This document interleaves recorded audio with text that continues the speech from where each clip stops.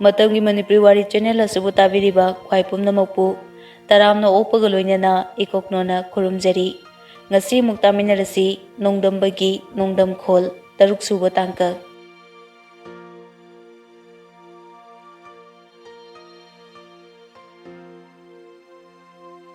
somdana kajalna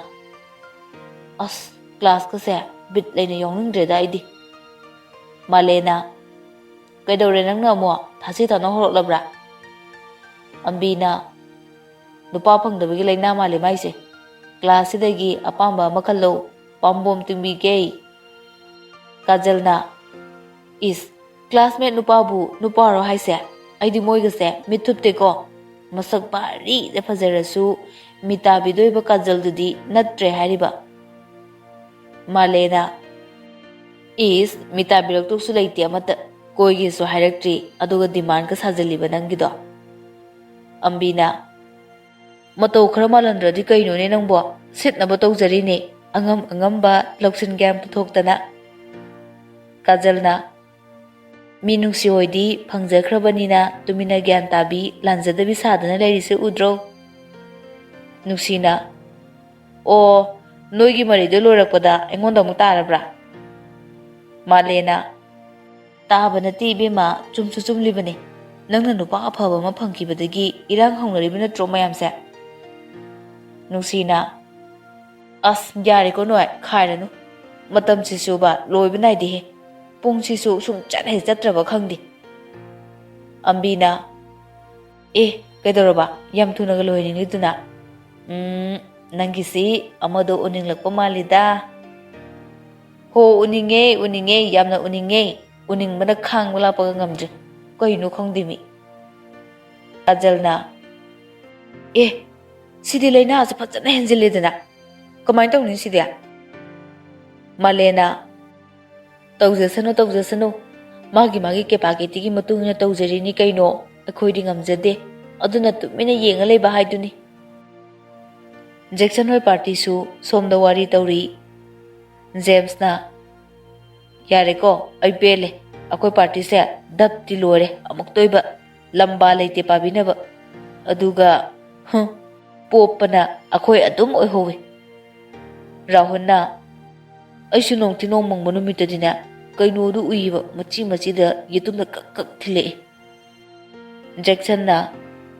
as nupa man kidreda noeni se kharasu phuna yene dawni kaino aisuna koida haidok tabagi wane pain killer sari da James na hoine yaine do adubu haiba akoinu so amata phuramse harauge ba adudi natte mina machi no hen birak pangakta rahunna noidi kangde aigidi phunabi se matungda yaujaroi ko saba thakpagi nupi phabagi program hayo ai adum mang thabige ataidi tokse kanti ko ataidi tokse Jackson na fado nupi yamna le tapna tokse moine lakjaba yaw nate engonda aina lakjaba ngamba matam ngairi bane James na adudi yaine fasine akhuisu chance khara phangona ba Rahul na phagani nang second lane bu haradi lemna thadabani nangdi James na second hand bu ne yam tina phai ko hoju matamda Jackson na yare jagum jaba lepo daida khorin kaide puncha haino Rahul na horen di nine kabok lagi deoina pulase macha nupi patrak kape musu leibane figure yang batata mathu marang hobane madu nupi dusu James na ai nang di thakla sungor su nupi yang budi lepta boira yai nang yai ko nang adum nai ahumdugi makokta khallibasi thakpa chaba phunaba yainaba asitani afaba amata khanba ngamdrabani karamba laina bu sarakpano khangde mahai tamliba maheroi amani haibigi wakhal khanbiba natte onthokpa haiduni school matam loiraduna makoisu mayum loina hanakre somda college karuba anidusu bazar da pot amata lawkise haiduna wari sana haigalai sana kari leru saino ai kari lege haino lena nangi ga lairi ai gi phawu kona roidori Bazina Manihardo Yampirakti, E. Caribanico A. Sana Fagito Winida, Nang the Loido, Domlejo, Ado, Kadadi Gilo Saharino, Nangi pot chasing dubo. Oh, Gambi shopping market, the Guina, Lakerse, Gary Park Tobusu, Aduna Granuarani. Hoi, yai, Aduna Coblani. No in Napjobi and Ang to the Camdoria, Pau Dum Pownary Bro. Eh, Adu de Hamandron so. Aina Koibanu Pibu, Napjobi Kaina. Hoi, Adum Pownary Kirka. Nang the phone Pahalido, Amupabidana, Angando, the Sataniko. Yam toina Popong nobody netida, Mana to Mom die at I Hiltony. Hoi hoi, Karachik Chinbio Haiba, Angang or it, Senaba Wadonina. Anidu sum wari Saragalakpana, Kaisampaki traffic point Europada, Nehakzam Oiduna, Leptuna lay. Gari Taba Horopagi Aduda, sum Toba Horopada, Kangodana, Moina Tauriba, side Adomda, Pat Launa, Gari Amahajilaki. Sanoisu, break to Kampa Paraga Yang took Lubada, Henbi, Gari Macha Amada, Mamanabi Amaga, Sanwigi Mangda, Hajilak Laga, Mamit Khana, Sanoi the Yangnam Laga, Ganat Hoki. Sansu, Yamna Sauna, Makoibu Yang the lay. Lendi, sounding Bodilira dana, Henbi Mataududa, Noctora E. Lena Yahe, Masiki Tomboy, Masak no Masak Pazariba. Nanga de on talk na sana Ridanuba. Sana Usit Mandemagise, Tanaragana, Nup Ningasi. Nupini and Aina, Tabi Basidaba, Matoinere. As Manarunuba, Lea Moidaba, Tausan, Manatawena, Gam Tawangam Dino. Asumna Haineraga Amuk, Garido, Taraktuna, Makoina Satoriba Pam Dutana, Jet Grey.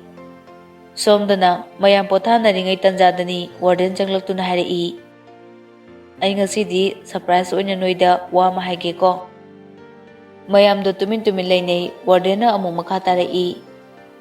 Hayang di Sunday su oy, aduna chahi kuding gisin ba oy na, hayang se, picnic program amalayre. Sport mapam na, andro park to oy na sile. Silang magi plan, ay naloy na loy krabani. Nakoida surprise bigi kanduna, mangoy na nahaydabani ko. Mayamdu Wardegi Wado Tabada, Haraubana, Lau Kombo Doduna, Laukotare E. Wardena Yare, Hayangana Satuine, Aduna ne, Hayangana Hot Navangasi de Potazero.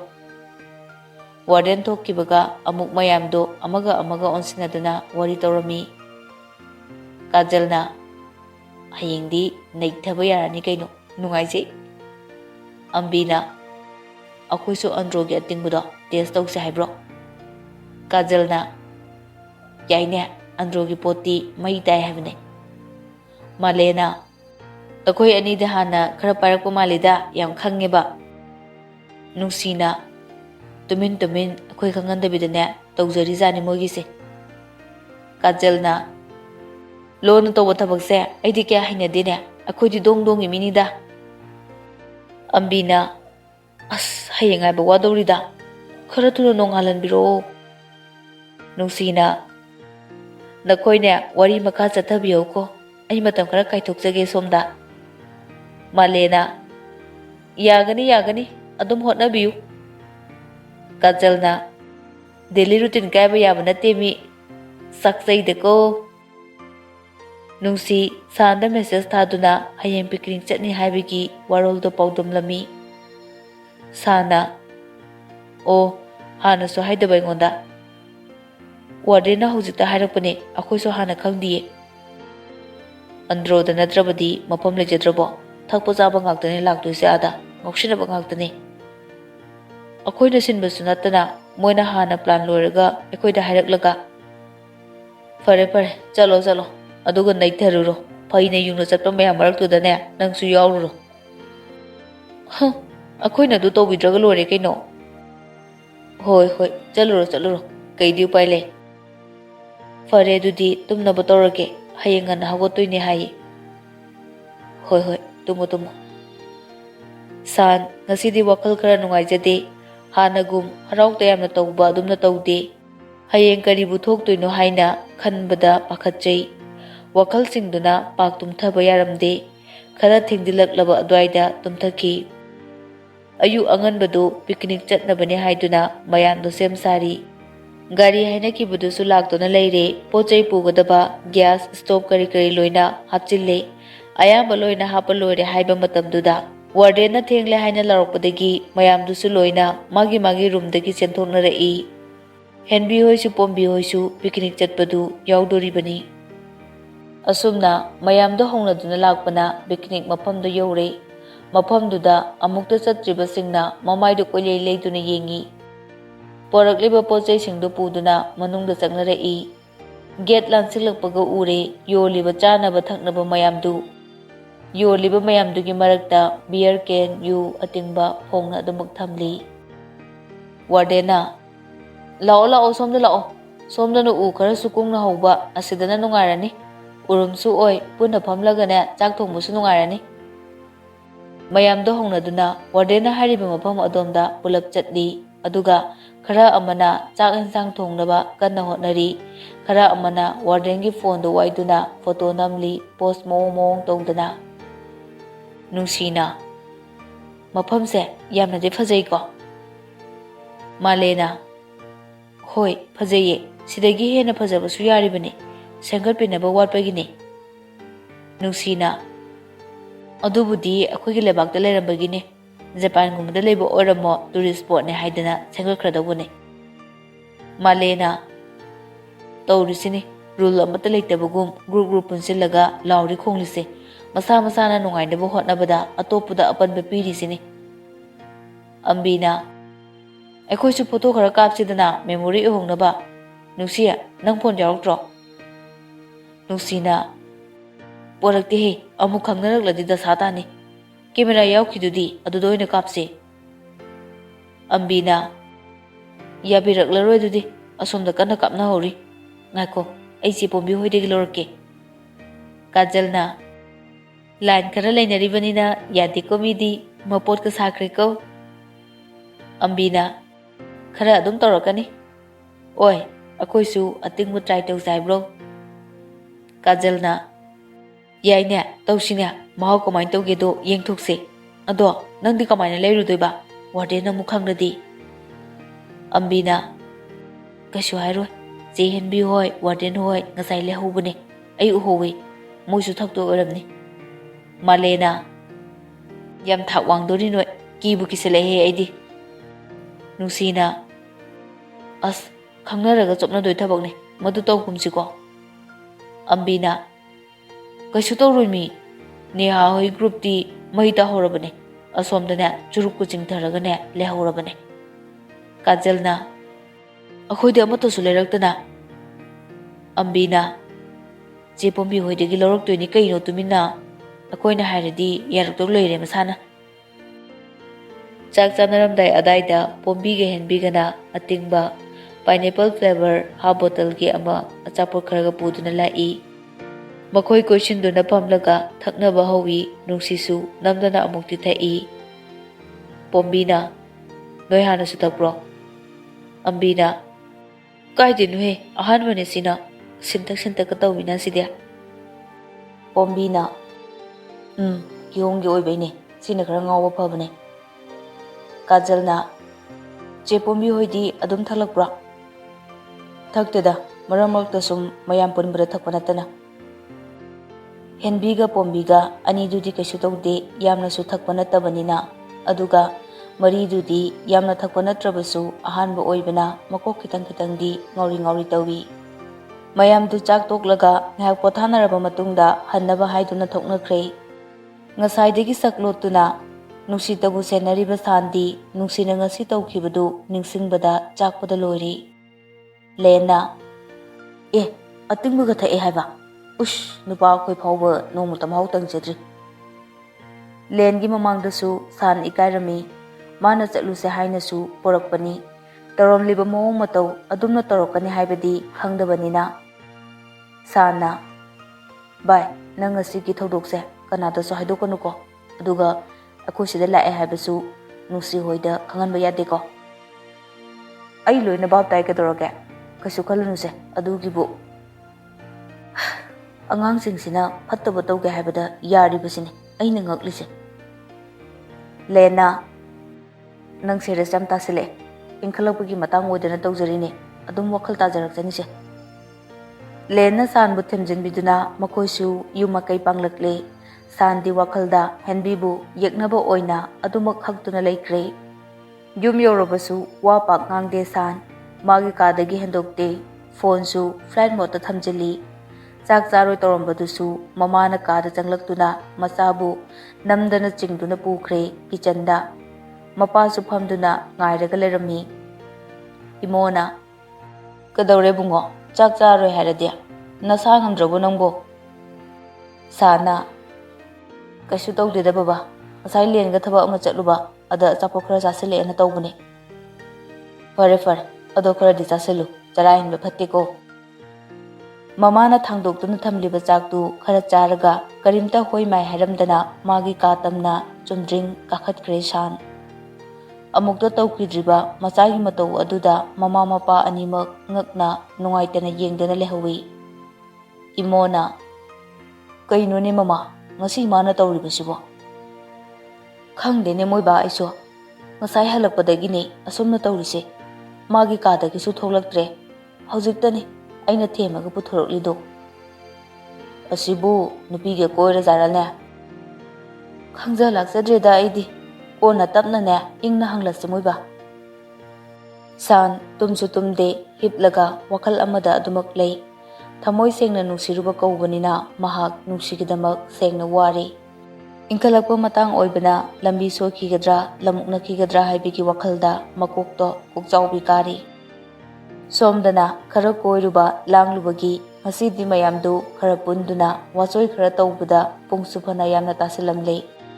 ꯄꯨꯡ ꯌꯦꯡꯂꯨꯕꯗ 12 ꯇꯥꯗꯣꯏ ꯇꯧꯔꯝꯂꯦ ꯅꯨꯡꯁꯤ ꯐꯣꯟꯗꯨ ꯂꯧꯊꯣꯛꯇꯨꯅ ꯁꯥꯟꯗ message ꯊꯥꯏ ꯑꯗꯨꯕꯨ deliver ꯇꯧꯗꯦ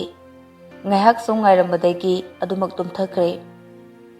ꯁꯥꯟ ꯋꯥꯀꯤꯡꯁꯨ ꯆꯠꯇ꯭ꯔꯦ ꯑꯗꯨꯃꯛ ꯇꯨꯝꯗꯨꯅ ꯂꯩ ꯂꯦꯟꯁꯨ ꯍꯧꯗꯣꯔꯛꯇ꯭ꯔꯦ ꯃꯥꯅ ꯐꯣꯟꯗꯨ ꯐ꯭ꯂꯥꯏꯠ ꯃꯣꯗꯇ ꯊꯝꯕꯅ ꯀꯅꯥꯅꯁꯨ ꯇꯧꯔꯛꯇ꯭ꯔꯦ ꯅꯨꯡꯁꯤꯅ ꯌꯥꯍꯧꯔꯛꯄꯗꯁꯨ ꯉꯔꯥꯡ ꯊꯥꯈꯤꯕ ꯃꯦꯁꯦꯖꯇꯨ ꯗꯤꯂꯤꯚꯔ ꯑꯗꯨꯃꯛ ꯇꯧꯗꯨꯅ ꯂꯩꯔꯝꯃꯤ ꯋꯥꯈꯜꯗ ꯈꯔꯗꯤ ꯂꯥꯡꯇꯛꯅꯩ ꯑꯗꯨꯕꯨ ꯇ꯭ꯌꯨꯁꯟ ꯃꯐꯝꯗ ꯉꯥꯏꯔꯝꯕꯁꯨ ꯌꯥꯏ ꯈꯟꯅ ꯂꯥꯛꯏ ꯑꯗꯨꯕꯨ ꯃꯐꯝꯗꯨꯗꯁꯨ ꯉꯥꯏꯔꯝꯗ꯭ꯔꯦ ꯅꯨꯡꯁꯤ ꯋꯥꯈꯜ ꯈꯔꯗꯤ ꯋꯥꯔꯤ ꯀꯔꯤ ꯇꯧꯔꯕꯅꯣ ꯍꯥꯏꯅ ꯀꯥꯖꯜꯅ ꯉꯁꯤꯗꯤ ꯋꯥꯀꯤꯡ ꯕꯣꯏꯗꯨ ꯂꯩꯕ ꯎꯗꯦꯅ ꯌꯥꯍꯧ ꯊꯦꯡꯂꯕ ꯖꯥꯠꯂꯥ ꯅꯠꯇ꯭ꯔꯒ ꯑꯩꯈꯣꯏꯒꯤꯁꯤꯅ ꯂꯥꯛꯀꯅꯨ ꯀꯥꯏꯅꯒ ꯍꯥꯏꯖꯤꯟꯈ꯭ꯔꯕ ꯈꯪꯗꯦꯗ ꯅꯨꯡꯁꯤꯅ ꯑꯁ ꯃꯦꯁꯦꯖ ꯐꯥꯎꯕ ꯉꯔꯥꯡꯗꯒꯤ ꯗꯤꯂꯤꯚꯔ ꯇꯧꯗꯦꯀꯣ ꯃꯥꯂꯦꯅ ꯑꯣ ꯑꯗꯨꯒꯤ ꯑꯣꯏꯔꯦ ꯅꯪꯅ ꯉꯁꯥꯏꯗꯒꯤ ꯁꯦꯠ ꯃꯨꯠꯇꯒ ꯂꯩꯔꯤꯁꯦ ꯀꯥꯖꯜꯅ ꯅꯨꯡꯁꯤ ꯂꯩꯅꯥ ꯅꯥꯕ ꯍꯧꯔꯦꯗꯣ ꯅꯨꯄꯤ ꯑꯃ ꯅꯣꯡꯃꯇꯪ ꯄꯥꯎ ꯐꯥꯎꯅꯗꯕꯗ ꯂꯩꯇꯥꯗꯕꯤꯒ ꯇꯧꯔꯦ ꯅꯨꯡꯁꯤꯅ ꯌꯥꯝ ꯍꯦꯟꯖꯤꯜꯂꯛꯀꯅꯨꯀꯣ ꯅꯣꯏ ꯊꯋꯥꯏ ꯅꯨꯡꯉꯥꯏꯇꯕꯅꯤ ꯉꯁꯤ ꯑꯝꯕꯤꯅ ꯊꯕꯛ ꯂꯩꯕꯒꯤ ꯑꯣꯏꯔꯝꯅꯤꯗ ꯅꯪꯁꯨ ꯀꯩꯁꯨ ꯈꯜꯂꯨꯅꯨ ꯅꯨꯡꯁꯤꯅ ꯑꯗꯣ ꯃꯥ ꯋꯥꯍꯩ ꯑꯃꯠꯇ ꯑꯣꯏꯔꯕꯁꯨ ꯍꯥꯏꯔꯝꯕꯗꯤ ꯌꯥꯏꯗꯅ ꯅꯨꯡꯁꯤ ꯄꯦꯔꯤ ꯄꯦꯔꯤ ꯇꯧꯔꯛꯏ ꯃꯥꯒꯤ ꯃꯑꯣꯡꯗꯨꯗ ꯃꯃꯥꯟꯅꯕꯤꯁꯤꯡꯗꯨꯅ ꯊꯦꯝꯖꯤꯟꯗꯨꯅ ꯇ꯭ꯌꯨꯁꯟ ꯃꯐꯝꯗ ꯄꯨꯁꯤꯟꯈ꯭ꯔꯦ ꯅꯨꯡꯁꯤ ꯇ꯭ꯌꯨꯁꯟꯒꯤ ꯀ꯭ꯂꯥꯁꯇꯨꯁꯨ ꯐꯖꯅ ꯌꯥꯎꯕ ꯉꯝꯗ꯭ꯔꯦ ꯃꯅꯨꯡꯗ ꯐꯝꯂꯤ ꯍꯥꯏꯕ ꯈꯛꯇꯅꯤ ꯋꯥꯈꯜꯗꯨꯗꯤ ꯀꯣꯏꯄꯥꯏ ꯄꯥꯏꯗꯨꯅ ꯂꯩꯔꯦ ꯃꯇꯝ ꯂꯣꯏꯕ ꯉꯥꯏꯕꯗꯁꯨ ꯑꯋꯥꯕ ꯑꯃ ꯑꯣꯏꯔꯦ ꯉꯁꯤꯗꯤ ꯃꯥꯁꯨ ꯍꯣꯁꯇꯦꯜꯗ ꯆꯠꯅꯤꯡꯕꯅ ꯂꯩꯇꯥꯖꯗ꯭ꯔꯦ ꯁꯥꯟꯁꯨ ꯀꯣꯂꯦꯖ ꯆꯠꯇ꯭ꯔꯦ ꯃꯥꯒꯤ ꯈꯣꯏꯁꯥꯎꯅꯔꯕ ꯄꯨꯛꯅꯤꯡ ꯋꯥꯈꯜꯗꯣ ꯂꯩꯇꯥꯅ ꯂꯩꯅꯕ ꯍꯣꯠꯅꯕꯗ ꯑꯋꯥꯕ ꯑꯣꯏꯔꯦ ꯉꯥꯏꯍꯥꯛ ꯁꯨꯝ ꯐꯝꯂꯝꯕꯗꯒꯤ ꯇꯦꯕꯜꯗ ꯂꯩꯔꯤꯕ ꯐꯣꯟꯗꯣ ꯂꯥꯝꯗꯨꯅ ꯂꯧꯏ ꯑꯗꯨꯒ ꯐ꯭ꯂꯥꯏꯠ ꯃꯣꯗ ꯊꯝꯖꯤꯟꯈꯤꯕꯗꯣ ꯂꯧꯊꯣꯛꯏ ꯐꯣꯟꯗꯣ ꯍꯥꯡꯕꯗ ꯅꯨꯡꯁꯤꯒꯤ ꯃꯦꯁꯦꯖ ꯈꯔ ꯆꯪꯂꯛꯏ ꯃꯦꯁꯦꯖꯇꯣ ꯄꯥꯔꯒ ꯔꯤꯄ꯭ꯂꯥꯏ ꯄꯤꯕꯒꯤ ꯃꯍꯨꯠ ꯁ꯭ꯇꯦꯇꯁ ꯑꯣꯏꯅ ꯊꯥꯒꯠꯂꯤ When you cheat on me, I am hurt more than I appear. ꯁ꯭ꯇꯦꯇꯁꯇꯨ ꯊꯥꯒꯠꯂꯝꯂꯕ ꯃꯇꯨꯡꯗ ꯐꯣꯟꯗꯣ ꯑꯃꯨꯛ ꯅꯥꯀꯟꯗ ꯊꯝꯈ꯭ꯔꯦ ꯉꯥꯏꯍꯥꯛ ꯂꯩꯕꯒ ꯅꯣꯇꯤꯐꯤꯀꯦꯁꯟ ꯑꯃ ꯂꯥꯛꯏ ꯍꯥꯏꯗꯨꯅ ꯌꯦꯡꯂꯨꯕꯗ ꯂꯦꯟꯒꯤ ꯑꯣꯏꯔꯝꯃꯤ ꯂꯦꯟꯅ ꯌꯥꯔꯦꯗ ꯅꯪꯕꯣ ꯈꯔ ꯋꯥꯔꯨꯔꯗꯤ ꯅꯨꯄꯤꯗꯧꯅ ꯌꯥꯝ ꯇꯧꯖꯩꯗ ꯑꯩꯗꯤ ꯄꯦꯟꯖꯩꯗ ꯑꯁꯤ ꯍꯥꯏꯗꯨꯅ ꯁꯥꯟꯒꯤ ꯁ꯭ꯇꯦꯇꯁꯇꯨꯗ ꯂꯦꯟꯅ ꯀꯃꯦꯟ ꯄꯤꯔꯛꯂꯝꯃꯤ ꯁꯥꯟꯁꯨ ꯂꯦꯟꯒꯤ ꯀꯃꯦꯟꯇꯨ ꯌꯦꯡꯗꯃꯛ ꯌꯦꯡꯉꯤ ꯔꯤꯄ꯭ꯂꯥꯏꯗꯤ ꯍꯟꯗꯦ ꯁꯥꯟꯅ ꯀꯔꯤꯝꯇ ꯈꯨꯝꯂꯛꯇꯕꯗꯨꯗ ꯂꯦꯟ ꯄ꯭ꯔꯥꯏꯚꯦꯠ ꯆꯥꯠ ꯑꯣꯏꯅ ꯇꯧꯔꯛꯏ ꯑꯣꯏ ꯅꯪꯅ ꯀꯣꯂꯦꯖ ꯂꯥꯛꯇꯕꯗ ꯗꯥꯏꯕꯦꯇꯤꯁ ꯅꯥꯕ ꯊꯃꯣꯏ ꯌꯥꯝ ꯌꯥꯎꯔꯦꯀꯣ ꯁꯥꯟꯅ ꯑꯁ ꯋꯥꯊꯤ ꯉꯥꯡꯂꯛꯀꯅꯨ ꯑꯩ ꯀꯩꯁꯨ ꯆꯪꯗꯦꯀꯣ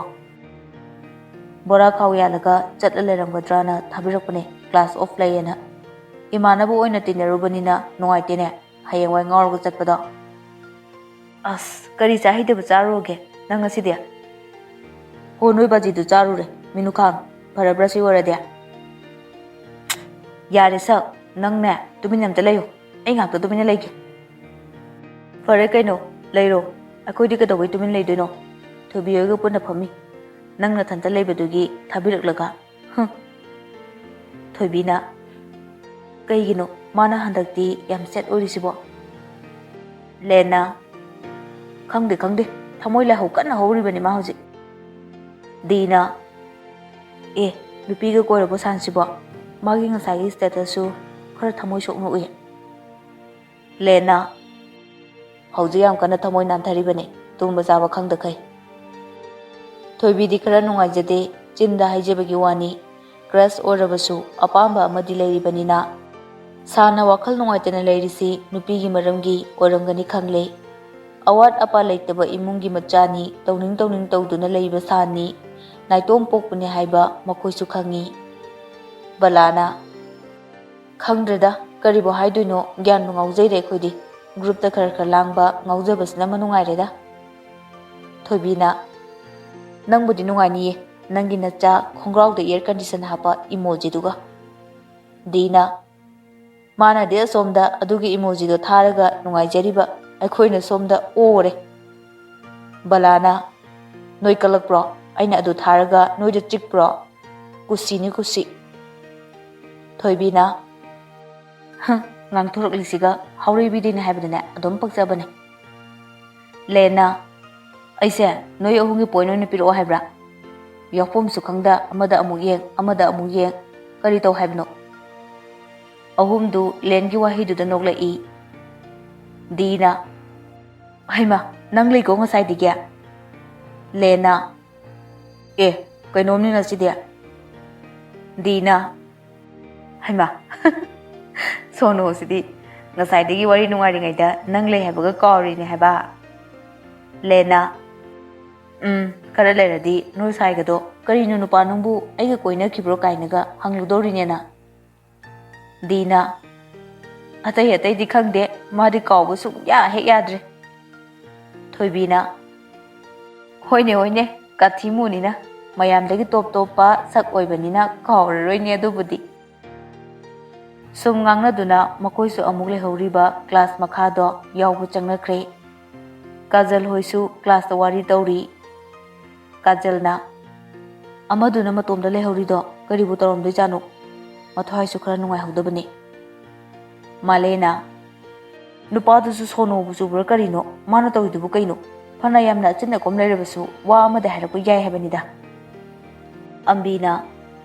natraga atopa ama koira chalo kajalna koiram dawdi mandida adumaina ga tawradi akoi nupi do ngau chetni bu malena sidane aina nupa koi do bu tallise bit yam leitiba sumaina tawbuse ambina adugidi tomboy koi bai khoidi nungai khre thema ga sizinaba kajalna naya do yam higa chanuko tomboy na hena wai habani yam khamballi habani ahumdu laibakna paribasu wariduna ningte kai sanajaro haina sinbaga chap manai principal na lawgadaba class ama khudaki oiba staff meeting leibadagi hanglei somdasu Jackson hoigi pokabi party dusu wari nungari Jackson na nupi se lawne haina lawradi pharaga lawdawni adubu kowi nupa thopa Rahul na mani lawdawni aisu pharaga lawge khallini adu oradi aina pambadu aigi taloi oina phanglidana James na chen chomagida khanbro masana yadabagi khanbro nakoktuda Jackson na hera mana yadena yabro chenbu cheladi lore kaino nupi gide Rahul na aigidi adu ada khangde fabda leire aujitegi hongna ben service torga thamlabani Jackson na ngasi de khoi class ki sakak pisingdu udena laktaba mali James na date chalamgani heroga ꯔꯦꯁꯇꯨꯔꯦꯟꯒꯤ ꯀꯥ ꯑꯃꯝꯕꯒ ꯐꯝꯐꯝ ꯅꯨꯡꯉꯥꯏꯗꯧꯕꯒ ꯊꯤꯗꯅ ꯔꯥꯍꯨꯜꯅ ꯍꯧꯖꯤꯛꯀꯥꯟ ꯅꯨꯄꯤꯕꯨ ꯑꯁꯦꯡꯕ ꯀꯌꯥꯝ ꯂꯩꯔꯝꯗꯣꯏꯅꯣ ꯈꯨꯠ ꯊꯦꯛꯂꯒ ꯄꯥꯕ ꯌꯥꯔꯕ ꯃꯇꯝꯅꯤ ꯖꯦꯛꯁꯟꯅ ꯍꯣꯏꯅꯦ ꯍꯣꯏꯅꯦ ꯑꯗꯨꯅꯕꯨ ꯕꯤꯑꯣꯁꯤ ꯃꯃꯥꯡꯗ ꯂꯦꯞꯄ ꯅꯨꯄꯤ ꯃꯁꯤꯡ ꯍꯦꯟꯒꯠꯂꯛꯂꯤꯁꯤꯗꯤ ꯖꯦꯝꯁꯅ ꯑꯗꯨꯒꯤ ꯅꯨꯄꯤꯁꯤꯡꯗꯣ ꯅꯛꯁꯤꯟꯅꯒꯦ ꯀꯥꯏꯅꯒꯗꯤ ꯈꯟꯖꯔꯨꯅꯨꯀꯣ ꯑꯗꯨꯝ ꯀꯨꯗ ꯍꯥꯠꯇꯣꯏ ꯀꯨꯏꯗ꯭ꯔꯕꯅꯤ ꯋꯥꯔꯦꯟꯇꯤ ꯂꯩꯕ ꯄꯣꯠ ꯅꯠꯇꯦ ꯖꯦꯛꯁꯟꯅ ꯑꯇꯩ ꯈꯪꯗꯦ ꯑꯩꯈꯣꯏꯗ ꯐꯨꯈꯤꯕꯁꯤꯡꯗꯨꯗꯤ ꯂꯦꯝꯅ ꯊꯥꯔꯣꯏ ꯑꯩ ꯔꯥꯍꯨꯜꯅ ꯑꯁ ꯅꯪꯒꯤ ꯍꯥꯛꯇꯛꯇ ꯑꯩꯈꯣꯏꯁꯦ ꯈꯔꯒ ꯄꯣꯛ ꯈꯣ ꯇꯝꯂꯤꯕꯣꯏꯔꯦꯀꯣ ꯑꯣꯟꯊꯣꯛꯄꯒꯤ ꯂꯥꯏꯕꯛꯅꯤꯗꯀꯣ ꯍꯦꯟꯕꯤꯒ ꯄꯣꯝꯕꯤꯒꯁꯨ ꯀꯥꯗ ꯋꯥꯔꯤ ꯇꯧꯔꯤ ꯍꯦꯟꯕꯤꯅ ꯀꯩꯗꯧꯔꯖꯥꯠꯅꯣ ꯑꯩꯈꯣꯏ ꯑꯃꯗꯨꯅ ꯁ꯭ꯀꯨꯜ ꯆꯠꯇ꯭ꯔꯤꯁꯦ ꯉꯔꯥꯡ ꯈꯔ ꯄꯥꯏꯕꯗꯨꯗ ꯃꯁꯥ ꯅꯨꯡꯉꯥꯏꯇ꯭ꯔꯖꯥꯠꯂꯥ ꯄꯣꯝꯕꯤꯅ ꯅꯨꯡꯁꯤꯔꯣ ꯍꯥꯏꯁꯦ ꯈꯪꯗꯦꯅ ꯀꯩꯗꯧꯔꯖꯥꯠꯅꯣ ꯅꯪ ꯆꯠꯂꯒ ꯀꯣꯛ ꯍꯪꯕꯤꯔꯨꯕꯗꯤ ꯌꯥꯗ꯭ꯔꯣ ꯍꯥꯏꯁꯦ ꯅꯨꯄꯤ ꯀꯣꯏꯅꯤꯗꯤ ꯈꯪꯂꯒ ꯀꯦꯌꯔ ꯀꯃꯥꯏꯅ ꯂꯧꯅꯤꯗꯤ ꯈꯪꯗ꯭ꯔꯣ ꯅꯪꯕꯣ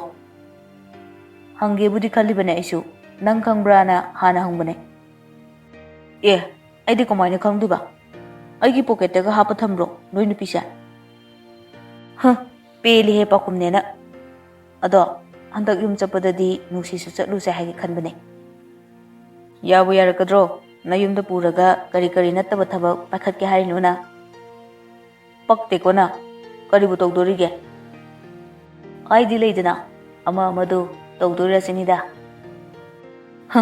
ꯏꯁꯥꯅ ꯏꯁꯥ ꯀꯟꯇ꯭ꯔꯣꯜ ꯑꯗꯨꯝ ꯉꯝꯖꯩꯀꯣ ꯑꯩ ꯅꯪꯒꯨꯝꯅ ꯆꯣꯞꯅꯨꯝꯅꯤ ꯈꯜꯂꯤꯔꯣ ꯑꯩꯁꯦ ꯇꯣꯝꯕꯣꯏ ꯑꯣꯏꯔꯁꯨ ꯀꯣꯟꯁꯦꯡꯅꯤ ꯑꯩꯗꯤ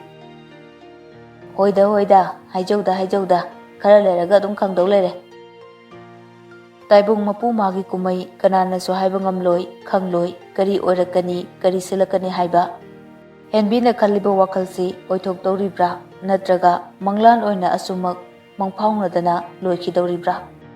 ꯅꯨꯡꯁꯤꯕ ꯐꯥꯎꯍꯜꯂꯤꯕꯁꯨ ꯃꯍꯥꯛꯅꯅꯤ ꯊꯦꯡꯅꯍꯜꯂꯤꯕꯁꯨ ꯃꯍꯥꯛꯅꯅꯤ ꯀꯥꯏꯅꯍꯟꯗꯣꯏꯁꯨ ꯃꯍꯥꯛꯅꯅꯤ ꯇꯝꯂꯤꯕꯅ ꯀꯔꯝꯕꯅꯣ ꯋꯥꯍꯪꯁꯤꯒꯤ ꯄꯥꯎꯈꯨꯝꯅ ꯀꯔꯤ ꯑꯣꯏꯅ ꯐꯪꯒꯗꯕ ꯑꯃꯔꯣꯝꯗꯅ ꯋꯥꯔꯗꯦꯟꯅ ꯅꯨꯡꯁꯤ ꯃꯁꯥ ꯅꯨꯡꯉꯥꯏꯇꯦ ꯍꯥꯏꯕꯗꯨꯗ ꯃꯌꯨꯝꯗ ꯄꯥꯎ ꯄꯤꯔꯝꯃꯤ ꯁꯀꯤꯅ ꯃꯣꯏ ꯕꯕꯥ ꯑꯉꯥꯡ ꯃꯁꯥ ꯉꯝꯗꯦ ꯍꯥꯏꯗꯨ ꯀꯃꯥꯏꯅ ꯇꯧꯗꯣꯏꯅꯣ ꯖꯤꯇꯦꯟꯅ ꯑꯩꯁꯨ ꯃꯣꯏ ꯋꯥꯔꯗꯦꯟꯒ ꯄꯥꯎ ꯐꯥꯎꯅꯔꯦ ꯀꯩꯁꯨ ꯀꯟꯅ ꯉꯝꯗꯕ ꯅꯠꯇꯕ ꯃꯥꯜꯂꯤ ꯃꯈꯣꯏ ꯉꯔꯥꯡ ꯄꯤꯛꯅꯤꯛ ꯆꯠꯂꯨꯏ ꯍꯥꯏꯅꯦ ꯑꯗꯨꯒꯤ ꯆꯣꯛꯊꯕ ꯑꯣꯏꯔꯝꯒꯅꯤ ꯑꯗꯣ ꯌꯥꯏꯃꯗ ꯉꯥꯏꯍꯥꯛ ꯂꯧꯍꯜꯂꯨꯁꯤꯔꯣ ꯍꯤꯗꯥꯛ ꯑꯃꯗ ꯆꯥꯔꯝꯃꯔꯣꯏꯌꯦ ꯏꯆꯥꯗꯣ ꯅꯨꯡꯉꯥꯏꯈꯤꯗ꯭ꯔꯦꯗ ꯃꯃꯥ ꯅꯪꯁꯦ ꯀꯩꯁꯨ ꯀꯟꯅ ꯅꯥꯕ ꯅꯠꯇꯦ ꯍꯥꯏꯕꯅꯤ ꯑꯇꯣꯝꯕꯁꯨ ꯑꯥꯗ ꯂꯩꯔꯤ ꯃꯥ ꯉꯥꯏꯍꯥꯛ ꯆꯠꯍꯜꯂꯁꯨ ꯌꯥꯏ ꯍꯦꯟꯖꯤꯜꯂꯛꯑꯗꯤ ꯑꯁ ꯃꯥꯅ ꯂꯥꯞꯅ ꯂꯩꯕꯅꯤꯅ ꯀꯩꯅꯣꯝꯃ ꯇꯧꯔꯦ ꯍꯥꯏꯕꯒ ꯏꯁꯥꯁꯦ ꯏꯄꯥꯗ ꯄꯥꯈꯠꯂꯤꯅꯦ ꯄꯥꯈꯠꯀꯅꯤ ꯅꯪ ꯅꯆꯥ ꯅꯨꯄꯥ ꯑꯍꯟꯗꯨꯅ ꯑꯥ ꯗꯦꯜꯂꯤꯗ ꯂꯩꯔꯤꯗꯨꯗꯤ ꯅꯣꯡꯃꯇ ꯑꯗꯨꯃꯥꯏꯅ ꯄꯥꯈꯠꯇꯦꯅꯦ ꯍꯣ ꯃꯣꯏꯅ ꯅꯨꯄꯥ ꯉꯝꯅꯕ ꯍꯣꯠꯅꯈꯤꯅꯤ ꯌꯥꯝ ꯋꯥꯅ ꯐꯪꯖꯈꯤꯕ ꯏꯆꯥꯅꯨꯄꯤꯅꯦ ꯀꯃꯥꯏꯅ ꯊꯋꯥꯏ ꯋꯥꯔꯣꯏꯗꯣꯏꯅꯣ ꯂꯥꯏꯐꯝꯂꯦꯟ ꯀꯌꯥ ꯃꯥꯏꯕ ꯃꯥꯏꯕꯤ ꯀꯌꯥꯅꯣ ꯑꯩꯅ ꯆꯠꯇꯅ ꯍꯥꯏꯈꯤꯕ ꯅꯤꯖꯈꯤꯕ ꯃꯌꯥꯝꯗꯣ ꯃꯣꯏꯕꯥꯗꯤ ꯀꯥꯎꯔꯝꯂꯅꯤꯌꯦ ꯑꯩꯅ ꯏꯆꯥꯅꯨꯄꯤ ꯑꯃꯇꯪ ꯄꯤꯕꯤꯌꯣꯅ ꯅꯤꯖꯈꯤꯕ ꯃꯌꯥꯝꯗꯣ ꯌꯥꯔꯦꯗ ꯃꯃꯥ ꯑꯩ ꯀꯥꯎꯗꯦꯀꯣ ꯅꯪꯅ ꯅꯨꯄꯤ ꯄꯥꯝꯕꯁꯤꯗꯤ ꯄꯥꯝꯗ꯭ꯔꯗꯤ ꯀꯩꯅꯣ ꯅꯨꯄꯤꯅ ꯍꯦꯟꯕꯅꯤꯀꯣ ꯃꯃꯥ ꯃꯄꯥ ꯅꯤꯡꯕ ꯅꯨꯄꯥ ꯑꯃ ꯁꯦꯟꯅꯗꯣꯏ ꯁꯔꯨꯛꯄꯨꯗꯤ ꯑꯩꯗꯤ ꯅꯨꯄꯤ 10 ꯑꯗꯨꯝ ꯄꯣꯛꯆꯒꯦ ꯁꯦꯝꯒꯦ ꯍꯥꯏꯔꯤꯕꯅꯤ ꯏꯍꯦ ꯇꯧꯖ ꯁꯥꯔꯤꯁꯤ ꯌꯦꯡꯉꯨꯅꯦ ꯃꯁꯦ ꯍꯣ ꯍꯧꯖꯤꯛꯇꯤꯅꯦ ꯅꯪꯅ ꯄꯣꯛꯅꯤꯡꯂꯁꯨ ꯄꯣꯛꯂꯔꯣꯏꯌꯦ ꯑꯈꯨꯏꯕꯤ ꯏꯁ ꯀꯌꯥꯗ ꯏꯀꯥꯏꯕ ꯈꯪꯗ꯭ꯔꯦꯅ ꯌꯦꯡꯉꯨꯅꯦ ꯃꯁꯤꯒꯤ ꯍꯅꯨꯕꯁꯦ ꯅꯆꯥ ꯄꯥꯈꯪ ꯂꯩꯁꯥꯕꯤ ꯐꯥꯔ ꯐꯥꯎꯕ ꯃꯥꯒꯤ ꯀꯔꯟ ꯉꯥꯡꯕꯁꯦ ꯍꯟꯗꯦ ꯍꯥꯏꯕ ꯃꯇꯩ ꯃꯅꯥꯎ ꯑꯅꯤꯗꯨꯅ ꯋꯥꯔꯤ ꯁꯥꯔꯤꯉꯩꯗ ꯃꯆꯥꯅꯨꯄꯥ ꯌꯥꯏꯃꯗꯨ ꯆꯪꯁꯤꯜꯂꯛꯏ ꯌꯥꯏꯃꯅ ꯀꯩꯅꯣ ꯑꯩꯈꯣꯏ ꯃꯥꯒ ꯑꯩꯈꯣꯏ ꯕꯥꯒꯁꯦ ꯉꯁꯤꯗꯤ ꯂꯤꯟꯗꯧꯅ ꯈꯨ ꯀꯥꯝꯅꯔꯝꯃꯤꯁꯤꯅ ꯁꯈꯤꯅ ꯍꯣ ꯅꯄꯥꯁꯦ ꯉꯥꯎꯔꯦ ꯏꯕꯨꯡꯉꯣ ꯖꯤꯇꯦꯟꯅ ꯀꯌꯥꯗꯨꯅ ꯌꯦꯡꯉꯨꯅꯦ ꯃꯁꯦ ꯃꯃꯥꯅ ꯉꯁꯤꯗꯤ ꯁꯣꯏꯗꯅ ꯆꯥꯅꯤꯁꯦ ꯁꯈꯤꯅ ꯏꯁ ꯀꯤꯕꯤꯔꯅꯤꯍꯦ ꯏꯆꯥ ꯁꯃꯨ 3 ꯂꯩꯔꯤꯁꯤꯕꯣ ꯖꯤꯇꯦꯟꯅ ꯌꯥꯔꯦꯗ ꯑꯣꯏꯅꯕ ꯑꯃꯁꯨ ꯌꯥꯎꯔꯤꯌꯦ ꯇꯧꯔꯤꯁꯦ ꯁꯈꯤꯅ ꯉꯁꯥꯏꯗꯒꯤ ꯑꯩꯉꯣꯟꯗ ꯈꯠꯅꯕ ꯍꯧꯔꯤꯅꯦ ꯅꯆꯟꯒꯤ ꯃꯅꯥꯛꯇꯅꯦ ꯆꯠꯂꯨꯁꯨ ꯌꯥꯗꯦ ꯌꯥꯏꯃꯅ ꯑꯩꯈꯣꯏ ꯕꯦꯝ ꯀꯩꯗꯧꯔꯒꯦ ꯍꯥꯏꯁꯦ ꯁꯈꯤꯅ ꯃꯁꯥ ꯈꯔ ꯅꯨꯡꯉꯥꯏꯇꯦꯅ ꯁ꯭ꯀꯨꯜ ꯆꯠꯇꯦꯅ ꯋꯥꯔꯗꯦꯟꯅ ꯄꯥꯎ ꯄꯤꯔꯛꯄ ꯌꯥꯏꯃꯅ ꯑꯦ ꯑꯗꯨꯗꯤ ꯑꯩ ꯆꯠꯂꯨꯒꯦ ꯀꯃꯥꯏꯅ ꯇꯧꯕꯅꯣ ꯌꯦꯡꯂꯨꯒꯦ ꯖꯤꯇꯦꯟꯅ ꯍꯥꯏ ꯆꯠꯇ꯭ꯔꯁꯨ ꯌꯥꯔꯅꯤ ꯑꯩꯅ ꯐꯖꯅ ꯋꯥꯔꯤ ꯁꯥꯈ꯭ꯔꯕꯅꯤ ꯅꯃꯥꯅ ꯄꯥꯈꯠꯇꯅ ꯇꯧꯖꯔꯤꯅꯤꯀꯣ ꯀꯔꯤꯁꯨ ꯀꯟꯅ ꯉꯝꯗꯕ ꯅꯠꯇꯦ ꯌꯥꯏꯃꯅ ꯍꯤꯗꯥꯛꯀ ꯆꯥꯗꯦ ꯍꯥꯏꯕ꯭ꯔꯣ ꯃꯥꯕꯣ ꯖꯤꯇꯦꯟꯅ ꯃꯁꯥꯗꯨ ꯆꯠꯊꯣꯛꯂꯨꯕꯒꯤ ꯆꯣꯛꯊꯕꯅꯤ ꯍꯦꯟꯖꯤꯜꯂꯛꯑꯗꯤ ꯍꯤꯗꯥꯛꯇꯣ ꯄꯤꯖꯒꯦ ꯍꯥꯏꯕꯅꯤ ꯃꯤꯅ ꯑꯗꯨꯛ ꯐꯖꯅ ꯍꯥꯏꯔꯛꯂꯕꯗꯨꯗ ꯑꯩꯈꯣꯏꯅ ꯑꯃꯨꯛ ꯆꯠꯂꯨꯕꯗꯣ ꯌꯥꯝꯅ ꯐꯖꯗꯕ ꯑꯃꯨꯛ ꯃꯥꯟꯗꯣꯏꯅꯤꯗꯣ ꯃꯄꯥꯅ ꯒ꯭ꯌꯥꯟ ꯇꯥꯅ ꯍꯥꯏꯕꯗꯒꯤ ꯌꯥꯏꯃꯁꯨ ꯈꯪꯂꯦ ꯁꯈꯤꯁꯨ ꯄꯥꯈꯠꯆꯕꯗꯨ ꯈꯔ ꯃꯈꯩꯗꯤ ꯍꯟꯊꯔꯦ ꯅꯨꯡꯊꯤꯜꯗꯨ ꯅꯨꯡꯁꯤ ꯁ꯭ꯀꯨꯜꯒ ꯆꯠꯇꯕꯗꯨꯗ ꯇꯧꯐꯝꯁꯨ ꯈꯪꯗ꯭ꯔꯦ ꯃꯇꯣꯝꯇ ꯑꯗꯨꯝ ꯐꯃꯨꯡꯗ ꯍꯤꯞꯇꯨꯅ ꯂꯩ ꯐꯣꯟꯁꯨ ꯑꯣꯟ ꯇꯧꯔꯨꯗ꯭ꯔꯦ ꯁꯨꯝ ꯍꯤꯞꯂꯝꯕꯗꯒꯤ ꯋꯥꯈꯜ ꯈꯟꯅ ꯈꯟꯅ ꯉꯥꯏꯍꯥꯛ ꯎꯏꯊꯈ꯭ꯔꯦ